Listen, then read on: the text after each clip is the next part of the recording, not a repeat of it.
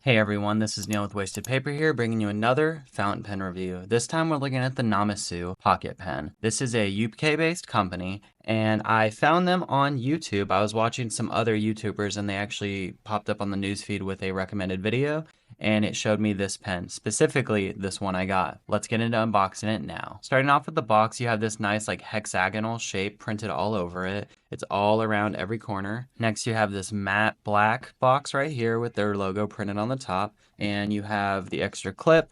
This is the clip that actually comes with the pen. I replaced it already. I took this pen out to put my clip on because it looks a little bit better in my opinion. But here's the standard one that matches the body that it naturally has. It's got their socials right here and their brand name right there. The pen also comes with a smaller international cartridge with blue ink in it.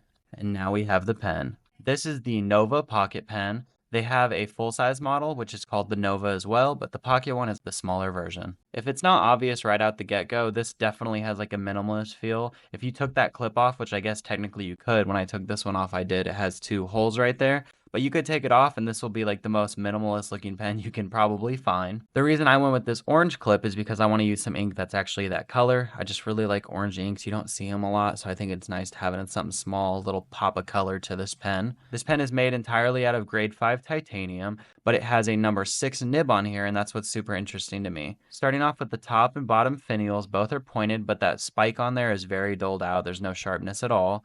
Down from there, you have literally just the clip on this body. The clip has 2 Allen wrench screws, which it came with that Allen wrench if you want to adjust them yourself and take it out. The only branding on the pen itself is this N logo of theirs on the back of the cap. Down from there, you have, I guess you'd say the body, which is so funny to look at it next to the cap. And then the end right here, it has threads so you can post the pen. So here is your pen. It looks super funny holding just this because it's actually got weight compared to like a Kaweco, but it just looks really funny having just this part right here. To post it, you just line these up and spin it.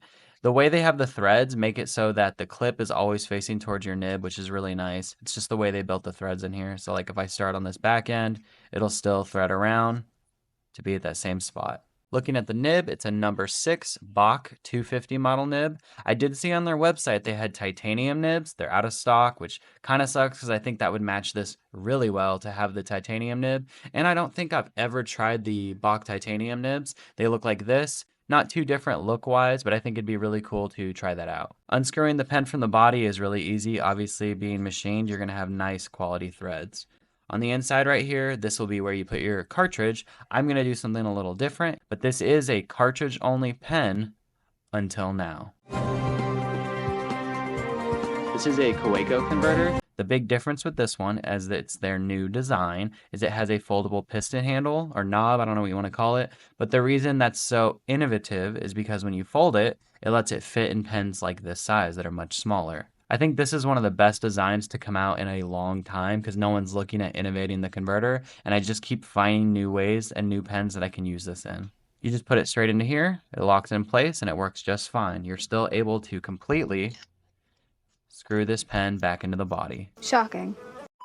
The grip section on this is really nice. First off, it tapers down very slightly to the end before the big flare out so you don't touch your nib, but it's wide. It's kind of hard to portray when it's a circle, but you have a really wide grip for a pocket pen, which if you've ever used like a Kaweco for a really long time, it can wear your hand out a little bit and give you some muscle strain.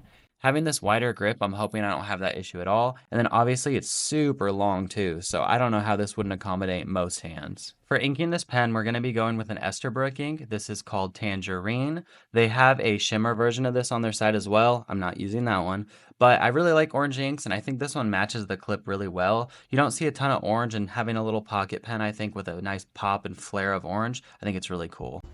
Show me. Wow. For my writing sample, we're going to be going with my Leuchtturm notebooks, and it's a gorgeous green color.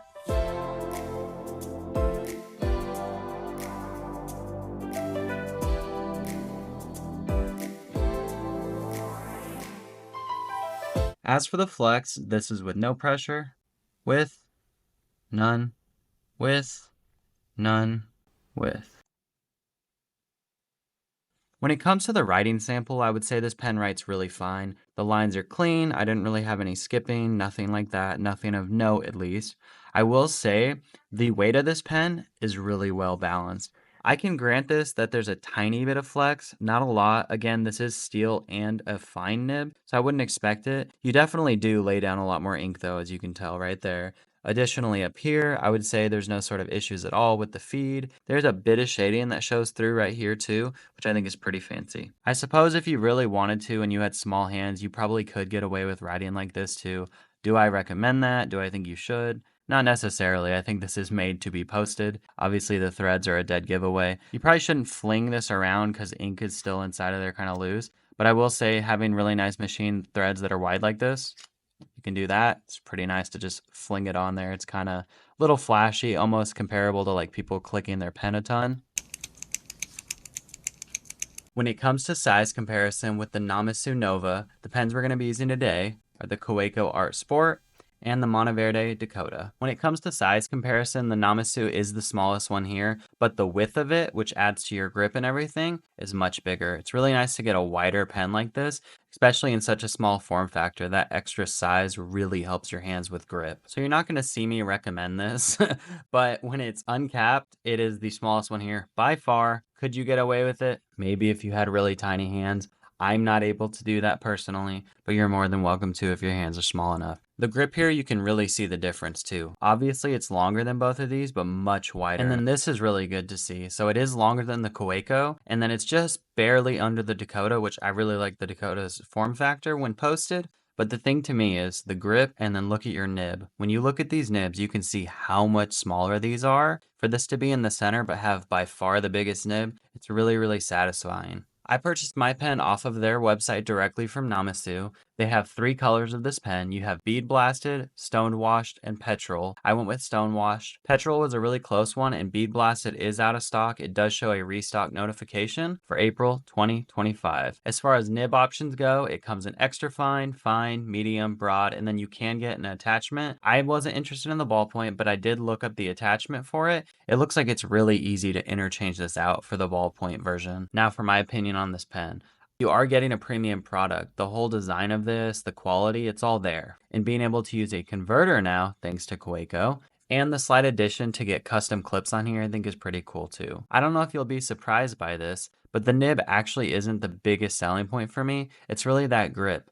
One, being longer is good for sure on these smaller pens, but being wide enough to not cramp your hand or give you any sort of fatigue, I think that's actually their best selling point. The bigger nib is just icing on the cake. All that being said, thank you for watching. Please be sure to like, comment, and subscribe down below.